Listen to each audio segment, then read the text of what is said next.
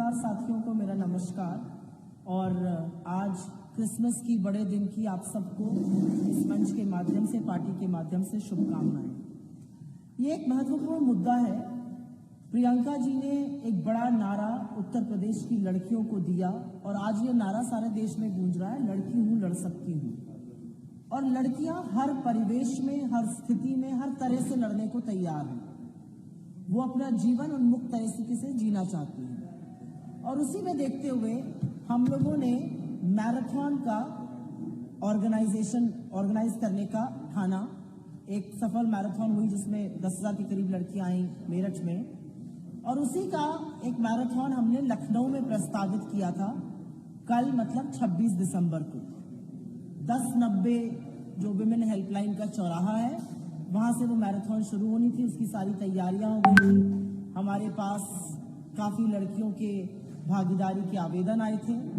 बाहर लखनऊ के आसपास के क्षेत्रों से लड़कियां यहां आने को उत्साहित थी और इस मैराथन में भाग लेने को तैयार थी।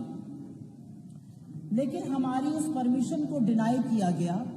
लोकल पुलिस प्रभारी के यहां से जो हमें पत्र मिला उसमें 3 तर्क दिए गए। पहला तर्क था कि लखनऊ में धारा 144 लगी है। दूसरा तर्क, कोविड प्रोटोकॉल के अंतर्गत हमें ये परमिशन डिनाई करी जा रही है। और तीसरा था कि वहां पर अन्य कार्यक्रम प्रस्तावित हैं। मैं इस मंच के माध्यम से एक ही सवाल पूछना चाहती हूं कि क्या 7 किलोमीटर दूर जहां पर योगी जी ने आज एक बड़ा कार्यक्रम किया, वहां पर 144 धारा नहीं लगी थी? क्या वो लखनऊ का पाठ नहीं है? क्या कोविड प्रोटोकॉल या कोविड वहां नहीं हो सकता है और सिर्फ कांग्रेस के कार्यक्रम में हो सकता है? और एडमिनिस्ट्रेशन ने अन्य कौन सा कार्यक्रम वहां होने जा रहा है उसके बारे में हमसे बात करने को, उसके बारे में हमें कोई जानकारी नहीं दी। यहां पर यह ज्ञात रहे कि उत्तर प्रदेश के ही पर्यटन विभाग द्वारा कुछ ही दिन पहले 19 दिसंबर को, आज से 6 दिन पहले, उसी चौराहे से मैराथन का ऑर्गेनाइजेशन किया गया था। तो एक मैराथन हो सकती है और दूसरी नहीं हो सकती है। ये 1090 की मैं बात कर रही हूँ। उसके बाद हमने कहा ठीक है, कोविड प्रोटोकॉल है, हम जिम्मेदार नागरिक हैं, जिम्मेदार पार्टी है, हम इकोना के स्टेडियम में ये कार्यक्रम करेंगे। हम लोग वहां गए। वहां के लोकल एडमिनिस्ट्रेशन ने आनाकानी सुबह से करी है, कल से कर रहे हैं, और अब ये बोला गया है कि वो प्रायर अप्रूवल हायर अथॉरिटीज का लेंगे।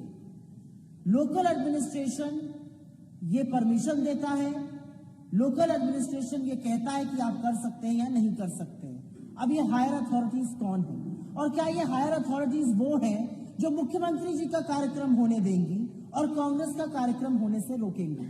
सच तो यह है कि ये मूलतः पॉलिटिकल प्रोग्राम ही नहीं था। ये इस प्रदेश की लड़कियों के लिए, उनको खेलकूद में बढ़ाने के लिए, उनको उत्साहित करने के लिए, उनके अंदर ऊर्जा भरने के लिए एक बड़ा पहल थी कांग्रेस पार्टी की, मैराथन की। और उसमें से जिस तरह से रोड़े लगाए जा रहे हैं, वो कहीं ना कहीं इस प्रशासन का डेस्परेशन, इनकी अनैतिकता, इनके दोहरे मापदंड दिखाता है। 7 किलोमीटर दूर योगी जी का कार्यक्रम हो सकता है, वहां पर कौन सा कोविड प्रोटोकॉल लगा है, वहां पे कौन सी धारा 144 लगी है, ये मुझसे बेहतर आप जानते हैं। पर मुझे ऐसा लगता है कि लोकतंत्र में इस तरह की हरकतें करना शर्मनाक है। मापदंड सबके लिए एक ही होने चाहिए। और सबसे बड़ी बात यह है कि ये लड़कियों की आवाज, जो लड़की हूं लड़ सकती हूं का नारा प्रियंका जी ने दिया, और जिस तरह से महिला शक्ति ने इसका आह्वान किया है, जिस तरह से महिलाओं ने, लड़कियों ने प्रदेश की इसको आत्मसात किया है, उससे घबराकर आप बड़े बड़े किराए के कार्यक्रम तो कर सकते हैं, लेकिन इस प्रदेश की लड़कियां भी जानती हैं कौन उनके साथ खड़ा है, कौन उनकी बात कर रहा है और कौन नहीं। तो हम यहां पर जरूर ये बोलना चाहते हैं कि हमें अपना कार्यक्रम कल वाला स्थगित करना पड़ रहा है। हम पुनः इस कार्यक्रम को परमिशन लेके करेंगे। हम लोग 28 तारीख को करना चाहते थे, अभी तक इकोना में हमें परमिशन नहीं दी गई और बोला गया है कोई हायर अथॉरिटीज इस पर डिसीजन लेंगी। मैं आपके माध्यम से प्रदेश की, लखनऊ के आसपास की, लखनऊ की बेटियों को यह जरूर बोलना चाहती हूं कि मैराथन तो होगी, उन ट्रैक्स पर आप दौड़िएगा, एक नई उड़ान आप भरिएगा। ये धृष्टता जो प्रशासन कर रहा है, ये कुछ नहीं है, ये डर और अहंकार का सबसे बड़ा सूचक है। प्रियंका जी क्या ये माना जाए कि उत्तर प्रदेश में योगी सरकार मुझे लगता है उत्तर प्रदेश में एक ऐसे दम्भ और अहंकार से भरी सरकार है जिसने कानून, मर्यादा और नैतिकता को ताक पर रख दिया है। उत्तर प्रदेश में एक ऐसी सरकार है जिनकी नाक के नीचे हाथरस और उन्नाव होता है, और चुनाव आने पर जब प्रियंका जी लड़कियों के हक की बात करती हैं, जब प्रियंका जी सम्मान की बात करती है, सुरक्षा की बात करती है, स्वावलंबन की बात करती है, तो कहीं पर इनको भी लड़कियां याद आती हैं। लड़कियों के साथ पिछले 4.25 साल से इस प्रदेश में क्या हो रहा है, ये मुझसे बेहतर आप लोग जानते हैं, आप लोगों ने रिपोर्ट किया है।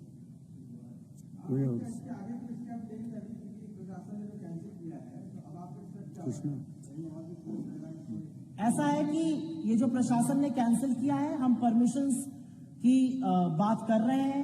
हमने इकोना में भी परमिशन की बात करी है। उन्होंने कहा है कि वो हायर अथॉरिटीज से लेकर बताएंगे, लेकिन आपसे ये साझा करना इसलिए जरूरी था क्योंकि जो लोग आ रहे थे उन तक भी सूचना पहुंचे और जनता के सामने भी ये बात पहुंचे कि कितने दोहरे मापदंड, कितना अहंकार, कितना दम्भ, कितनी जिसको आडंबर कहते हैं वो इस सरकार में है। एक पार्टी अपने कार्यक्रम कर सकती है और एक पार्टी को कार्यक्रम करने की स्वतंत्रता नहीं है।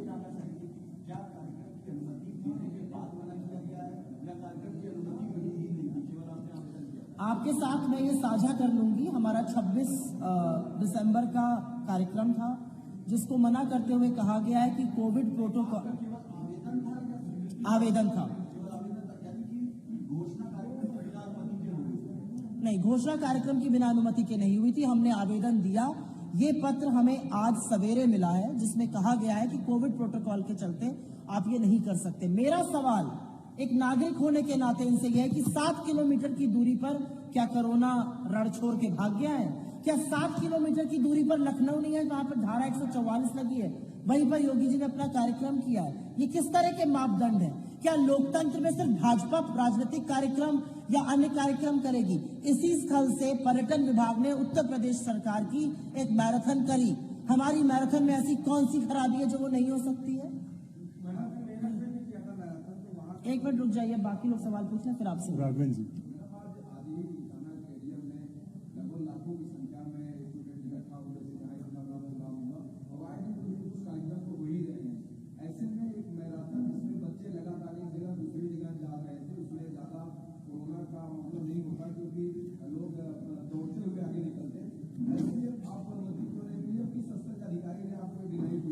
मुझे लगता है हमें अनुमति इसलिए नहीं मिली क्योंकि जो लड़कियों का झुकाव हमारी तरफ दिख रहा है, क्योंकि हम महिलाओं की लगातार बात कर रहे हैं, उनके हक की बात कर रहे हैं, उनकी सशक्तिकरण की, उनकी भागीदारी की बात कर रहे हैं, इससे घबराकर और डर कर योगी सरकार हमें परमिशन डिनाई कर रही है। लेकिन सच तो ये है कि ये जनता जानती और समझती है कि आप 7 किलोमीटर दूर पर आपने वो आयोजन किया जिसका आपने जिक्र किया इकोना स्टेडियम में, और बाकी कोई कार्यक्रम नहीं हो सकता है, उसके लिए हायर अथॉरिटी डिसाइड करेगी। ये कौन से मापदंड है? ये हम लोगों ने लगातार 5 साल देखा है कि विपक्ष की आवाज को दबाया जाएगा, विपक्ष के आंदोलन को दबाया जाएगा, अनर्थक धाराएं लगाई जाती हैं। जब खड़े होकर आप बात करने लगे तो 144 लग गई है। 144 7 किलोमीटर दूर नहीं लगी है लखनऊ में। मैं आपके साथ ये पत्र साझा कर लूंगी, आपको इसमें सारी डिटेल्स मिल जाएगी। रैली थी, रैली नहीं थी, वहां पर जो मैराथन थी। मुझे उसके बारे में बहुत ज्यादा जिस तरह की टेक्निकल जानकारी आप मांग रहे नहीं है, पर मुझे पूरा विश्वास है कि बिना प्रोटोकॉल को निभाए और बिना परमिशन के इतनी बड़ी आयोजन नहीं हो सकता था। पूरा लिया होता है।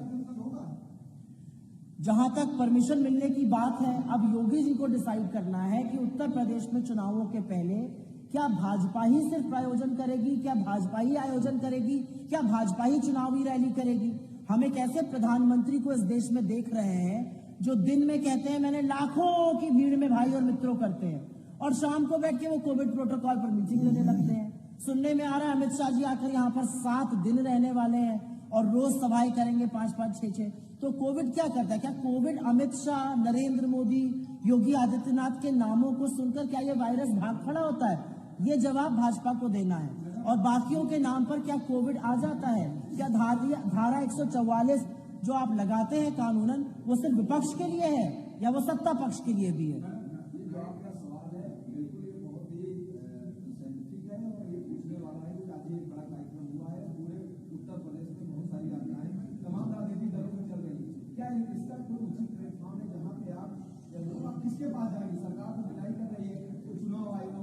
आपसे और जनता से बड़ा कोई कोर्ट नहीं है, मेरा अपना ये मानना है। आपके माध्यम से इनका मुखौटा हटाना जरूरी है कि ये किस तरह के लोग हैं जो उत्तर प्रदेश में सत्ता चला रहे हैं। आगे हम देखेंगे अगर हमें कोई कदम उठाना रहेगा। आप लोगों ने ये नारा दिया है लड़की लड़ सकती है, आपको किसके खिलाफ लड़ना है? भाजपा के खिलाफ, सपा के खिलाफ, बीएसपी के खिलाफ? ये सवाल एक आदमी ही पूछ सकता था। पता है क्यों?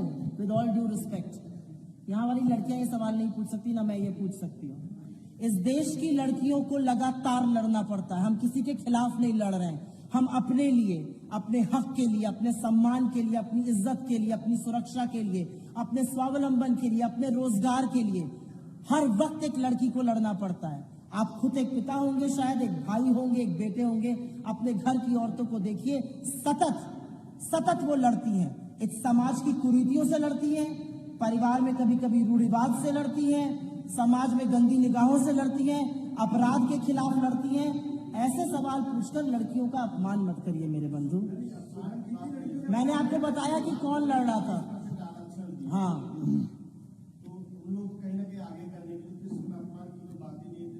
तो मैंने आपको बताया ना, हम किसी के खिलाफ नहीं लड़ रहे हैं, हम अपने हक के लिए लड़ रहे हैं। उसमें हमारा साथ दीजिए आप।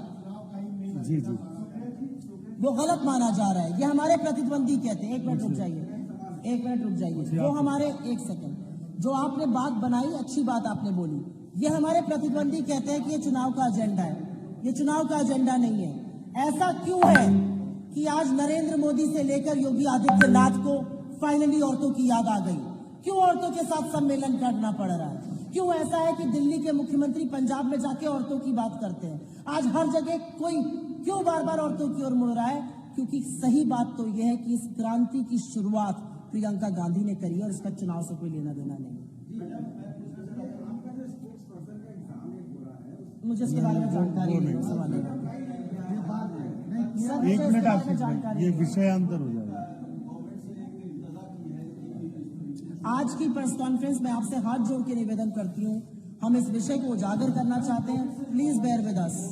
आप इसके बाद आप अन्य किसी भी विषय पर बात करना चाहते हैं, मीडिया डिपार्टमेंट के लोग यहाँ मौजूद हैं, आप जाना है, बात करके शो में जाना है नहीं तो हाँ, तो राष्ट्रीय स्तर का जवाब मिलेगा। मुझे ऐसा लगता है ये जो सारी बातें हैं ये पॉलिटिकल पार्टी से समन्वय बनाकर होती हैं। इस तरह की ऑब्जर्वेशंस देकर ये बातें नहीं हो सकती हैं। चुनाव की जहां तक बात है, चुनाव की तारीखों की जहां तक बात है, वो इलेक्शन कमीशन का काम है। वहां पर एक आम सहमति बनती है, उसी तरह से चुनाव किए जाते हैं। हमने देखा है इस देश में कि जब काम करना चाहिए था कोविड के खिलाफ, जब काम करना चाहिए था ऑक्सीजन के लिए, तब प्रधानमंत्री जी दीदी करते थे। मैं आशा करती हूँ वो स्थिति नहीं आएगी और कुछ संस्थाओं को अपना काम करने के लिए स्वतंत्र रूप से छोड़ देना चाहिए। 6 से 7 हजार लड़कियों ने इसमें अप्लाई किया था। एग्जैक्ट नंबर अभी मेरे पास नहीं है। दोपहर तक ऑलरेडी हमारे पास 7,500 से 7,000 नाम आ चुके थे। कल शाम तक 6,000 नाम आ चुके थे। आज भी और नाम देने होंगे। मैंने आपको बताया कि आप इस बात को दिखाइए और लोगों के सामने इनका मुखौटा उतारिए। धन्यवाद।